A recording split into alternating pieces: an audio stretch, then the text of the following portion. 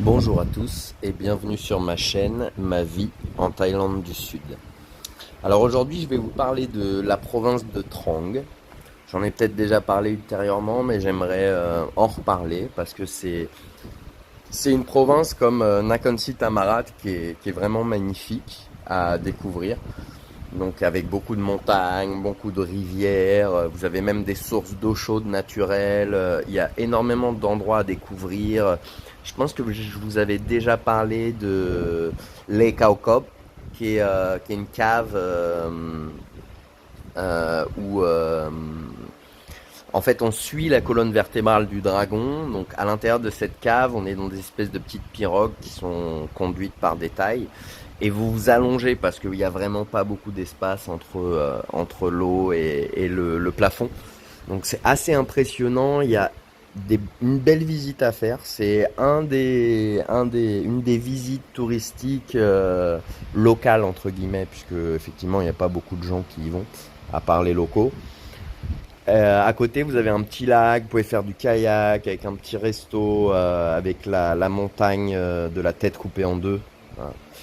Kauatek, la tête cassée, qui est vraiment pas mal. Après, je vous dis, il y a énormément de montagnes et de verdure, avec des cascades magnifiques où personne ne va.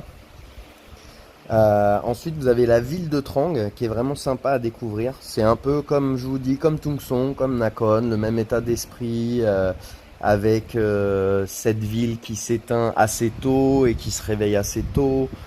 Et local. Les hôtels à 300 bahts, les repas à 40-50 bahts.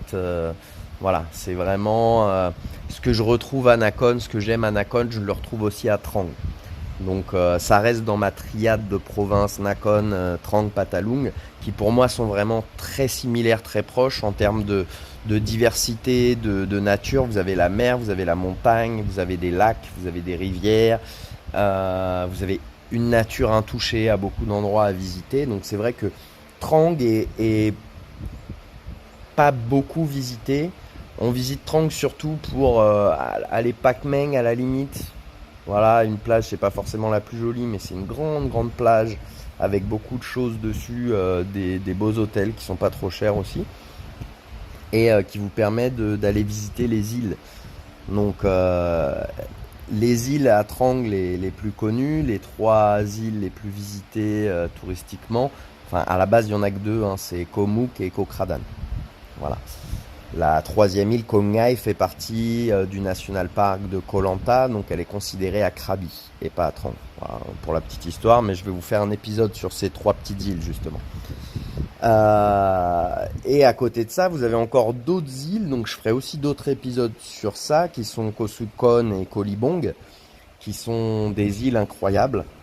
Juste pour la petite info, voilà, cette année, on a vu un banc de dugong, dont les vaches de mer, je suis pas sûr ce qu'on appelle ça, des lamantins, il me semble. Donc les lamantins thaïs, on a vu un groupe de 17 à Koh Libong. Donc si vous allez à Koh Libong, si vous visitez Koh Libong, qui est une île très locale, vous avez des chances de voir ces animaux marins magnifiques. Voilà.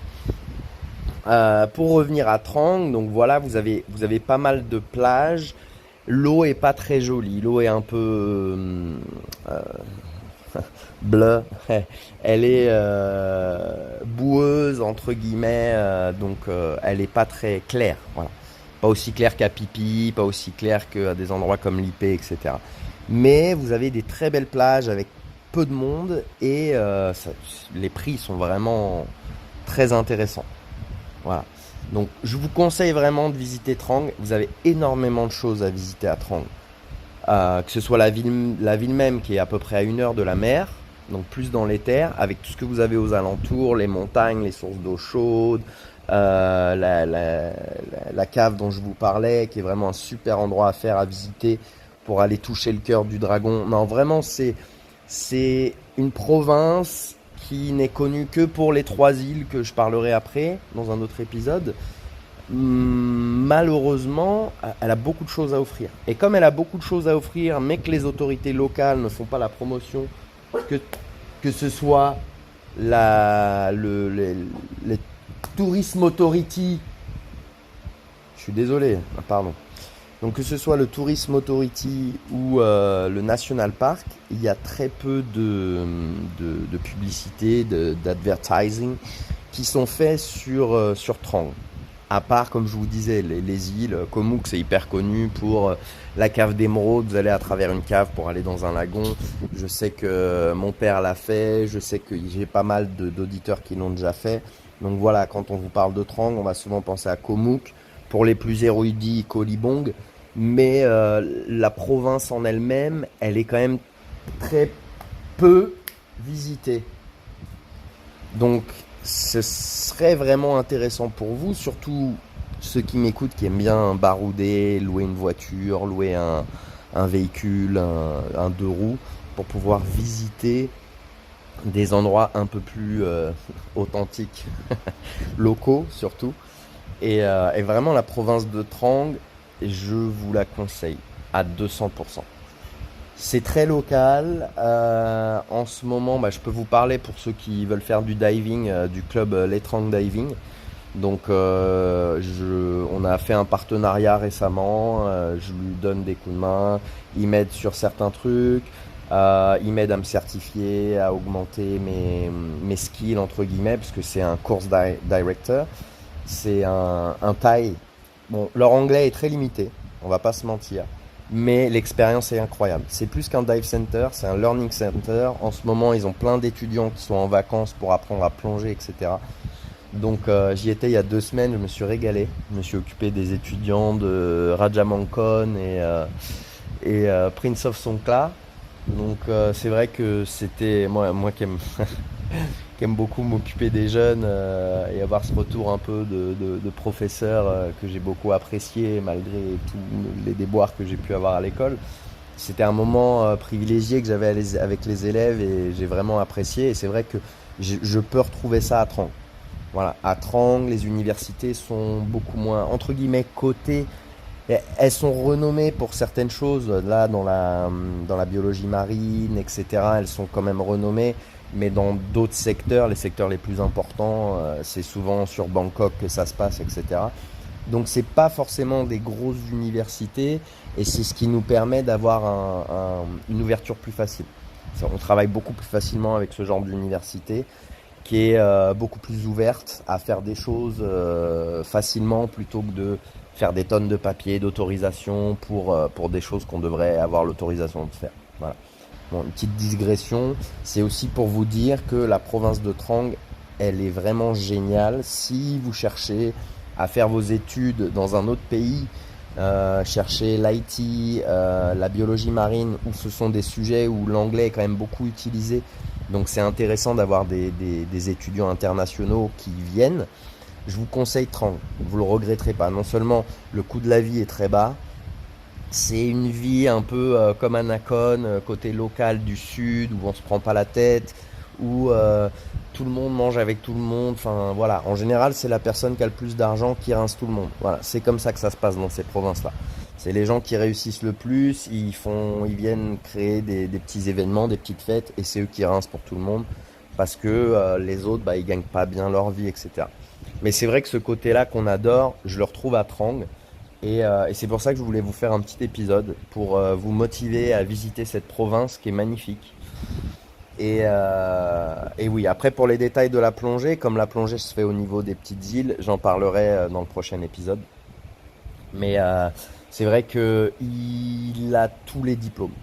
Voilà, il peut faire du nitrox, du recycleur, il fait les formations pour la soudure marine, etc. Donc c'est pareil, si vous avez besoin de passer des formations, de passer, peu importe, instructeur, dive master, peu importe votre niveau, d'apprendre la soudure marine en scaphandrier, etc.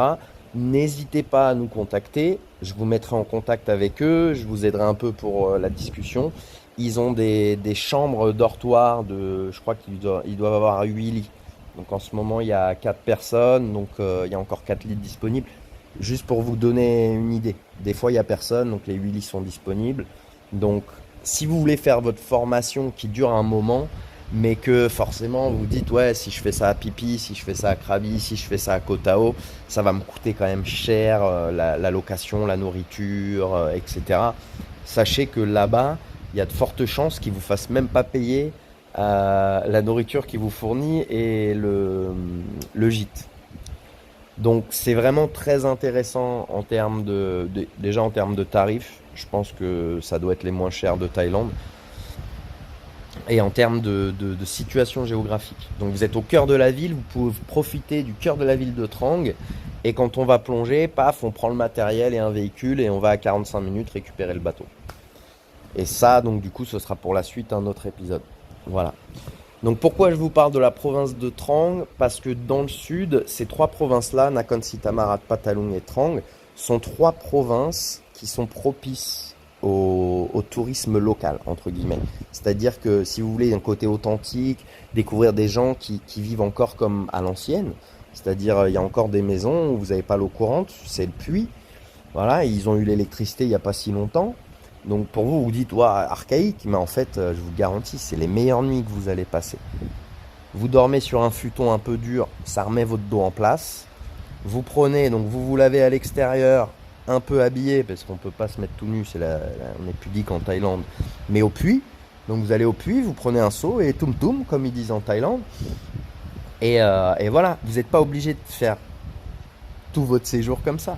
Mais ne serait-ce qu'une nuit en expérience, en homestay chez l'habitant, etc., pour découvrir la vie. Les gens vont dire à la dure, mais c'est pas à la dure en fait, à la simple.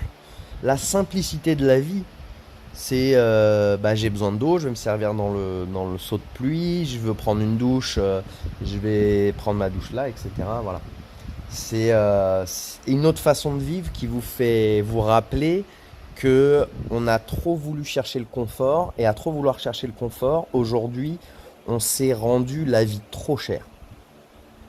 Pour tout notre petit confort, d'avoir de l'eau potable dans les toilettes, je sais, c'est pas que dans les toilettes, mais ce genre de choses ont fait que le coût de la vie a explosé chez nous, et pas en Thaïlande. Oui, en Thaïlande, il y a des gens qui vivent modestement. Comme je vous ai déjà dit dans d'autres épisodes, ça ne les empêche pas d'avoir de l'argent sur leur compte en banque. Ça ne leur empêche pas d'avoir payé des chères et hautes études à leurs enfants parce que justement, ils ont eu cette vie modeste. Mais au final, eux, vous leur donnez une vie de confort, je suis pas sûr qu'ils apprécient. À se dire, mais enfin, pourquoi? T'as sacrifié tellement de choses pour avoir ce confort journalier que du coup, en fait, t'es déçu de tout le reste. Et c'est vrai qu'on t'amène tellement de confort à la maison que on va critiquer les hôtels, on va critiquer parce que on fait avec notre budget. Donc forcément, les hôtels, ils sont hyper chers pour ce que c'est. On est toujours déçu parce que chez soi, on a tout bien équipé, on a tout bien mis, etc. Donc c'est vrai que le fait pour ces personnes-là de vivre en toute simplicité, quand tu les amènes dans une étoile, ils ont l'impression d'être au Ritz. Et ils la kiffent leur nuit, de ouf. Mais ils sont contents de rentrer chez eux. Alors que toi, tu vas passer 2 semaines à te plaindre de tes hôtels, de la salle de bain, de ci, de ça, parce que chez toi, il y a de la pression, chez toi, il y a de l'eau chaude, chez toi, tu peux boire l'eau du robinet, chez toi, voilà. Chez toi, tu t'es tellement apporté de confort que quand tu es en vacances, tu es au centime près. Voilà.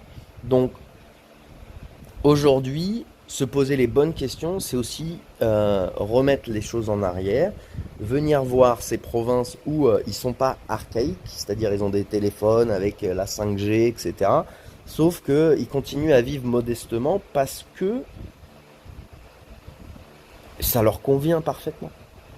Et en fait, juste avoir ne serait-ce qu'une nuit, une journée, 2 jours, 3 jours cette expérience, pour que vous réalisiez que tout ce confort qui vous a coûté une blinde et qui vous coûte une blinde, que vous vous êtes apporté, au final, est-ce que vraiment ça vous rend heureux, contrairement à ces quelques journées passées avec des locaux, à prendre la douche au puits, etc.